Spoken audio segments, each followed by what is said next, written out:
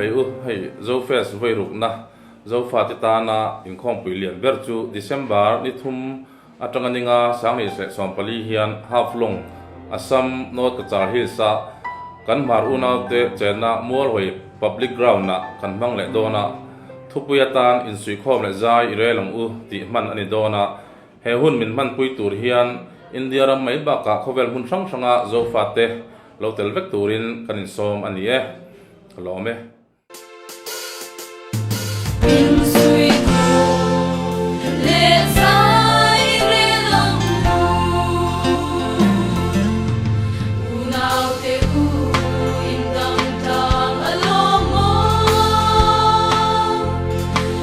No